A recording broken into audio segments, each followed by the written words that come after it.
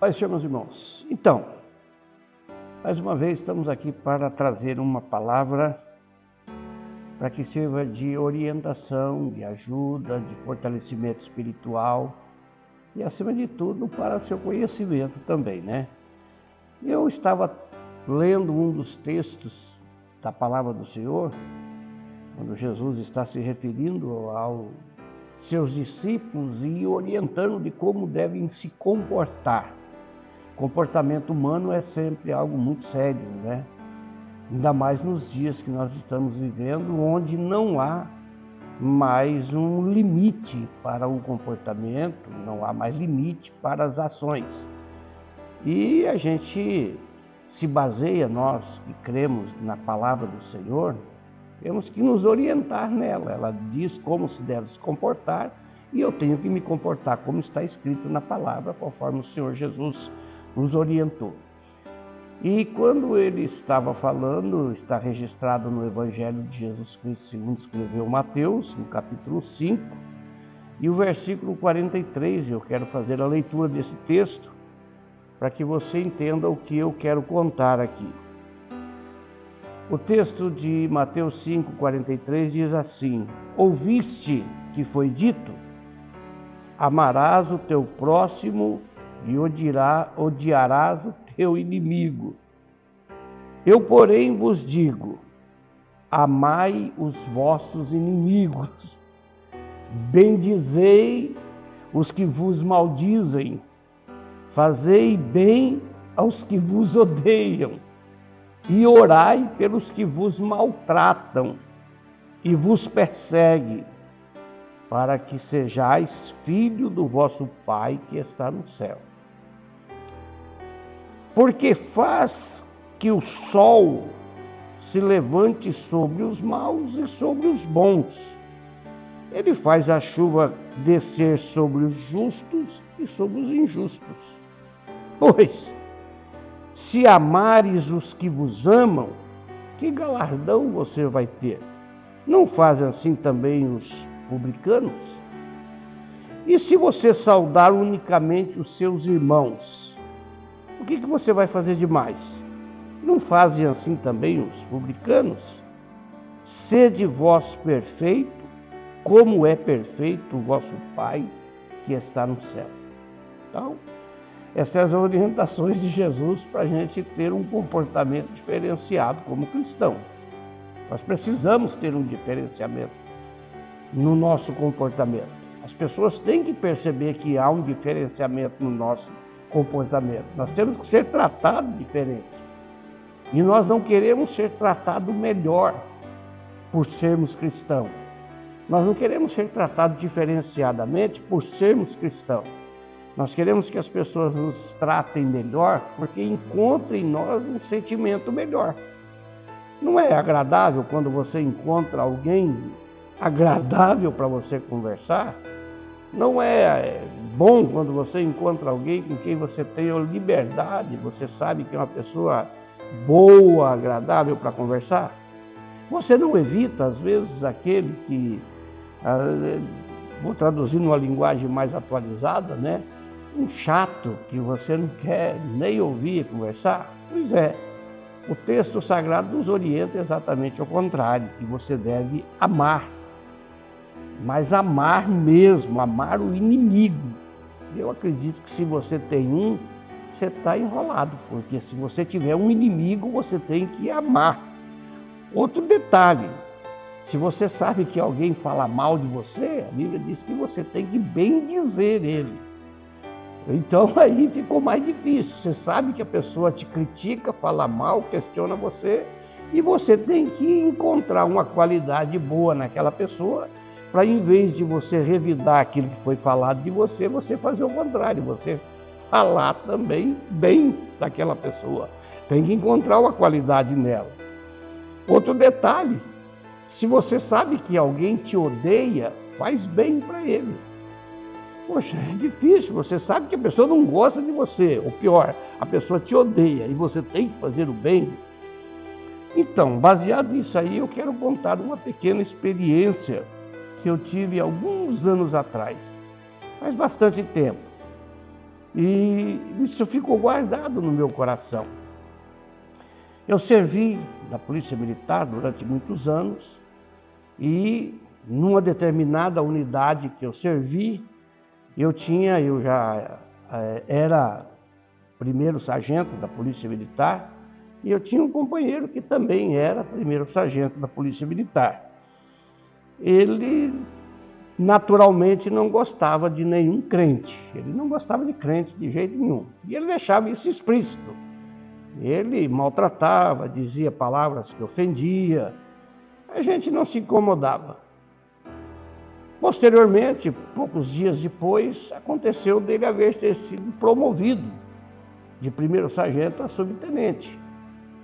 E, para quem convivia no meio militar, dentro da caserna, sabe muito bem que tanto a graduação de primeiro sargento, como subtenente, segundo sargento, terceiro sargento, nós consideramos quase que uma graduação única. O tratamento entre esses pares são praticamente o mesmo. Mas comigo, aquele companheiro que tinha sido promovido a subtenente e que não gostava de crente, eu servia o Senhor, eu já era obreiro na igreja, comigo ele resolveu agir de maneira diferente. Chamou e me deixou bem claro que a ele eu não deveria me dirigir mais apenas pelo nome de guerra, que era um tratamento comum, e que eu deveria chamá-lo de senhor, apesar de que era algum direito dele, porque ele realmente era um subtenente. Mas que a mim, pessoalmente, os demais não, mas a mim, pessoalmente, por ser crente, eu deveria tratá-lo sim, senhor, e não, senhor, porque para mim não era nenhuma dificuldade. Até aí não havia dificuldade nenhuma.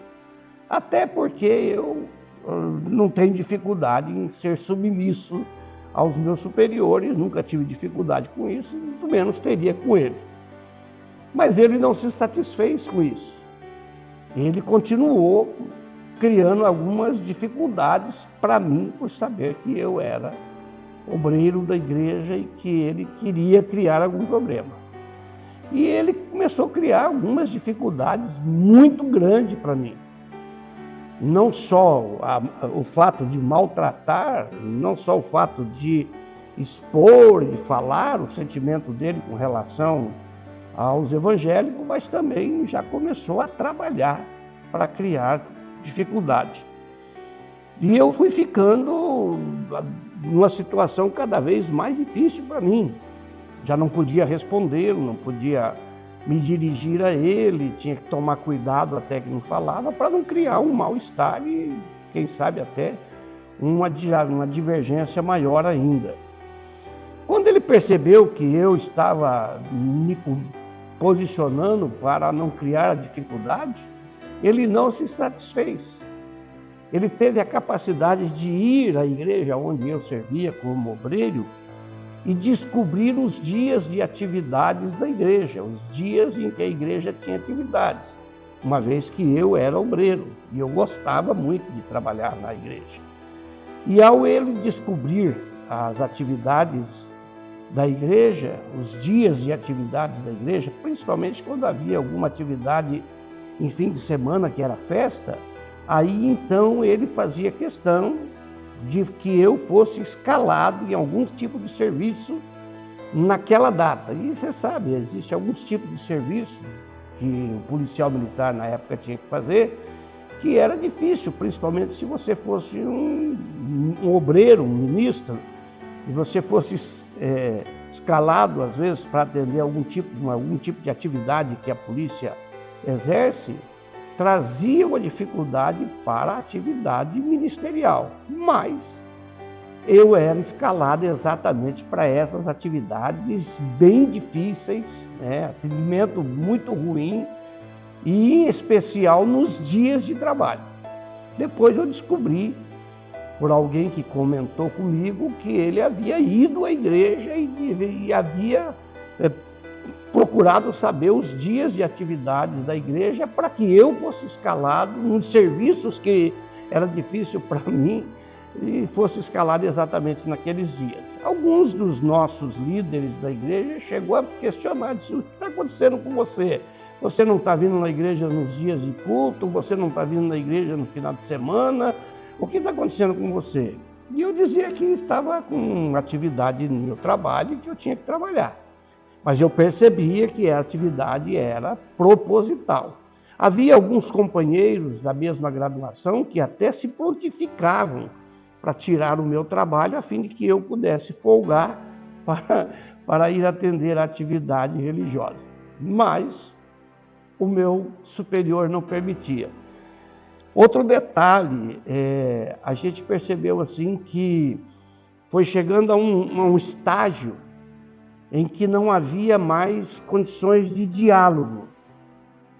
E eu então já pensei de procurar aquele superior e pedir permissão para ele para tomar uma atitude de falar com um outro superior ou de falar com alguém para que ele pudesse parar com aquilo. Mas um dia eu estava orando ao Senhor e esse texto me veio à mente, principalmente essa parte aqui em que diz que eu deveria fazer bem aos que me odeiam. Eu disse, meu Deus, mas é muita coisa para mim. Mas eu assentei no coração de entrar por esse caminho. Então eu comecei a chegar no trabalho e fazer exatamente o que aquele homem gostaria que eu fizesse. Fazia-lhe toda a reverência policial militar que ele exigia, e em vez de tratá-lo como sub, porque é um tratamento comum entre nós, depois eu acabei sendo promovido também ao mesmo cargo, mas em vez de tratá-lo como sub, eu mudei o tratamento, eu comecei a tratá-lo como tenente, o que na verdade ele ainda não era, porque ele era subtenente. Mas tratar um subtenente como tenente é como você elogiar alguém, você dar um elogio, porque na verdade eu estaria o promovendo, ainda que ele era um subtenente. E eu comecei a dizer, sim senhor, seu tenente, sim senhor, seu tenente, eu preciso disso, seu tenente, eu comecei aquilo. E ele foi ficando constrangido, porque tudo que ele pedia, eu, sim senhor, seu tenente, pois não, seu tenente, e tal, e foi indo e tal. E coincidentemente as coisas foram mudando, porque eu comecei a tratá-lo de maneira diferente. Eu comecei a respeitá-lo, eu comecei a demonstrar que eu respeitava ele. Eu comecei a demonstrar que ele era meu superior. Eu comecei a demonstrar que eu o considerava como meu superior. E ele foi ficando cada vez mais constrangido e as coisas foram mudando. E por uma coincidência da vida, um dos seus filhos teve uma questão pessoal de saúde e acabou sendo internado no hospital. E ao chegar na unidade em que eu trabalhava, eu fiquei sabendo que o filho estava internado. Então eu fui a ele e disse, seu tenente, o senhor se importaria se eu fosse fazer uma visita a seu filho e fazer uma oração por ele? Não sei se vai ajudar, mas pelo menos a gente pode interceder. E eu vi que aquele homem olhou para mim assim com os olhos, creio eu, cheios de água. E quase que ele queria perguntar, não é possível. Depois de tanto que a gente fez que eu fiz por esse homem, a troco do que ele quer ir lá orar pelo meu filho? Eu vi assim no sentimento, eu vi na expressão do rosto dele uma indagação, um questionamento. Mas, lógico, que ele disse, não, por favor, se você quiser ir lá, orar por ele. E eu fui ao hospital no horário de visita, pedi permissão, obedeci todo o protocolo do hospital para não criar nenhuma dificuldade também para o hospital. No horário permitido, entrei e como eu entrei num horário permitido de visita, o menino não estava só, estavam os demais familiares. Eu entrei, cumprimentei, ele me conhecia e eu disse, olha, eu vim aqui com permissão do seu pai, eu gostaria de fazer uma oração por você, você aceita? Ele, aceito. E eu fiz uma oração mesmo, de coração quebrantado, desejando que Jesus restabelecesse a saúde daquele menino, que ele fosse curado, porque ele era um bom menino, e como de fato era mesmo, e eu fiz uma oração sincera, verdadeira, do meu coração, desejando a cura daquele menino. Quando eu terminei a oração, vi que ele estava com os olhos cheios d'água, a mãe que estava do lado também estava com os olhos cheios d'água. E aí agradeci ele, pedi licença e me retirei e fui embora. Passados-se alguns dias, eu percebi que no final de semana eu não estava na escala. Eu fui e procurei, falei, meu tenente, eu não estou na escala, aconteceu alguma coisa? Ele disse, não, vamos trocar um pouco, vamos colocar outro. Eu disse, tá bom, o senhor é que sabe, mas eu vou estar em casa, se o senhor precisar. Ele disse, não, esse final de semana, se tiver alguma coisa para você fazer na igreja, vai cuidar do negócio da igreja lá. Vocês são aí fanáticos pela igreja, vai cuidar das coisas da igreja. Resultado, mais tarde eu também acabei sendo promovido a subtenente, me tornei companheiro de graduação, né? Mas continuei o respeitando, usando uma máxima que há no quartel, que a antiguidade é posto, e continuei respeitando. Passaram-se alguns dias, aquele homem me procurou, pedindo oração, estava enfrentando dificuldade na família, e a última coisa que eu esperava é que aquele homem fosse me procurar para pedir oração. Porque de tanto que aquele homem me perseguiu, de tanto que aquele homem me maltratou, eu achei assim muito difícil ele me pedir oração. E ele veio e pediu oração. Então ali eu vi a prática que é você ter alguém que você sabe que está te perseguindo, está te maltratando, e você assentar no coração o sentimento de mostrar que o amor de Deus vence. E o amor de Deus vence. As pessoas não suportam quando você ama de verdade, quando você ama alguém. Quando a Bíblia diz, amai os vossos inimigos, não é porque a Bíblia quer que você vai amar o seu inimigo e ele vai continuar seu inimigo. Não. A Bíblia está te orientando para você amar seu inimigo, porque ele provavelmente vai entender que aquele inimigo dele, em vez de odiá-lo, o ama. E se o ama, ele também tem que mudar o comportamento. E de inimigo vai passar a ser seu amigo. Ninguém ganha ninguém também pelo ódio. Ninguém ganha ninguém pela raiva. Ninguém ganha ninguém se maltratando. Não. Se você amar de verdade, demonstrar esse amor, pode ficar tranquilo. As pessoas vão entender que esse é o amor de Deus. Essa é a maneira de amar. Sempre ouvi aquela história de que uma vizinha não gostava da outra vizinha e ficou tão irritada ao saber de que a outra vizinha era cristã, então ela pegou um cesto e diz, a história é uma ilustração que eu ouvi, e que aquela vizinha pegou um cesto e encheu de esterco de animal, né, de gado, encheu de esterco de gado, cobriu e mandou entregar para a vizinha. E quando a vizinha recebeu aquele cesto cheio de estrume de gado ali e tal, na hora todo mundo ficou preocupado. O que é isso? Estrume de gado? Ela ficou quieta, não fez nada, foi lá, jogou aquele estrume de gado no lugar do lixo e limpou aquele cesto bem limpinho, foi lá no seu jardim e colheu várias flores. E encheu aquele cesto de flores e mandou entregar para sua vizinha. Quando ela foi questionada sobre isso, disse, olha, você recebeu um cesto de esterco, de estrume, e você devolveu um cesto de flores? Ela disse, cada um dá o que tem.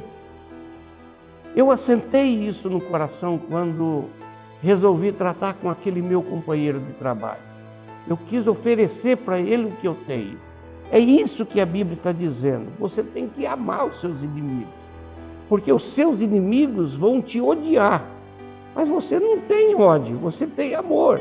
Então cada um dá o que tem. Quando fala que você tem que bendizer os que te maldizem, a prática de maldizer é deles. A sua não pode ser. A sua não pode ser de questionar, de falar mal. Não. Encontre. É impossível que alguém não tenha uma boa qualidade.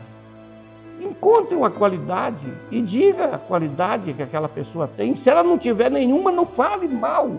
Não, se você não pode falar bem, também não fale mal. Bendiga, ore a Deus em favor dela. Eu acredito que Deus vai fazer isso, vai te abençoar de maneira toda especial. Orar pelos que vos maltratam. Eu não vou esquecer o sentimento daquele menino no hospital. Quando eu terminei a oração, eu fico a imaginar quando o pai chegou perto e a mãe estava ali e disse: olha, o sargento Inácio veio aqui, ele fez uma oração tão linda pelo nosso filho, ele fez uma oração para que Jesus cure, e glória a Deus porque Jesus curou aquele menino.